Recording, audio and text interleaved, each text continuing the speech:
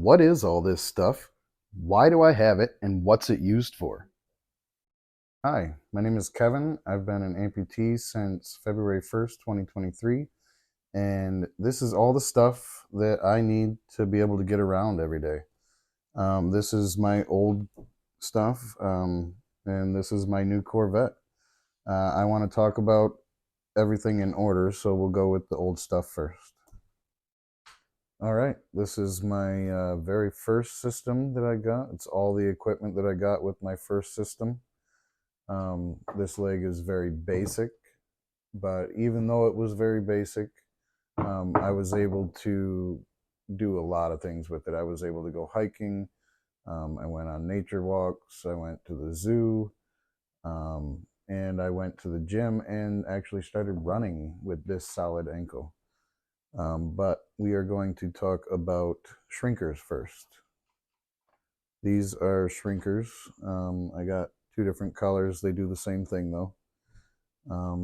They go over your stump and they squeeze out the fluid. They keep the blood circulating so you don't get fluid buildup in there. They are compression socks basically, and they have these little rubber dimples on them that hold them up. I will probably wear these for the rest of my life because when my leg is down, I don't have really good circulation in that leg, so fluid builds up and I get some swelling and it causes tingling, and I really don't like that. So I will probably wear them forever. This is a liner. You wear this with your leg. It is the interface between your leg and the socket. This one is inside out for video purposes, and this is a liner. It's supposed to be moisture wicking. I never wore any of these ones. They look like pantyhose to me, and that's just not my style. So my liners are Willowwood Alpha Design liners, and that's because I have deep scars on my stump that goes right along the incision line and then up around the side. So I have a bit of extra gel in here. If you can see it on the video, there's a ridge of extra gel, and that fills in the gaps, and it will stop me from getting air pockets there and causing blisters. I did get a blister right after I started wearing it because I wore it for 4 days, got a small blister, and then it went away. So I started right back at 4 hours, which would be you work up to 4 hours each. You work up to 1 hour each day more than you were the day before. So I was up to 4 days, 4 hours, and I got a blister. So I had to stop. And then once that blister was healed, I went back to it at 4 hours, and I got a blister all the way across the scar. So I was back in wound clinic, and I couldn't wear it for a while. So I only wore this leg for 4 months. That was my own fault. I should have started back at 1 hour, and when I did, I didn't have any problems. So these liners worked for me. I didn't have these cut down. You can have them cut down to like 6 inches above the knee, and then you don't have all this material in your crotch. So my system was a suspension system at first. So this is a suspension sleeve. It goes on the outside of the carbon fiber socket, and it goes over your knee and holds the whole thing on. So you're held up by 10% of your body weight can be held here, and then the rest is on the sides, and this holds it on your leg. This is the pylon and the solid ankle I was talking about earlier. It's a Horizon HD ankle made out of titanium. It's pretty cool, made by College Park. The foot is all carbon fiber, and it is solid. It has very little flex to it. I don't know if I can even bend it. Very little flex. So it is solid, rigid, and I probably could have had a better system starting out, but I did very well with this system. On the inside of the socket, I have had some work done. First, I had this pad put in the back. It's a calf pad, and that took up the space behind my leg, so I didn't have to wear so many of these socks, which I'll talk about in just a second. And then again, I had two more pads put in the front. That's the white two pads in the front, and those are on either side of my tibia, and they take up a little bit of extra room too. This here is a carbon fiber sock, or not carbon fiber, sorry. It is Kevlar, and it is supposed to protect the carbon fiber foot.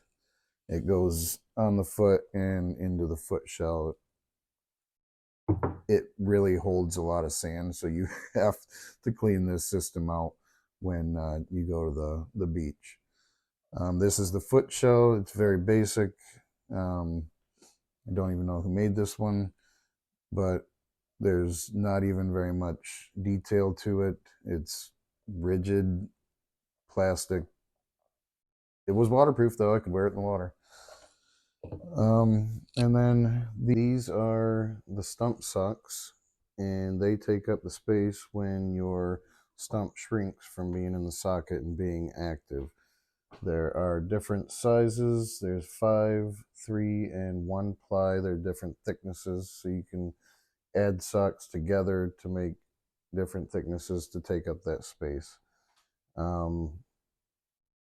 So I had them cut down because they would bunch up at the top and cause some pain from just the extra pressure there. And then this gets pulled up over all of it, and it causes even more pressure because it's really tight, it's really restrictive. It's meant to keep the leg on your stump. So that's all for this set, and we'll switch to the other one. Okay, so this is the second set.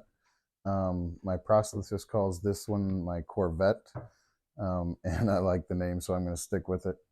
This is a really cool system. It's a pin lock system. You'll notice the pin on the bottom of the liner. We'll start on the left with the shrinkers again. We wear our shrinkers to keep our legs, the circulation going in our leg and keep the tingles away.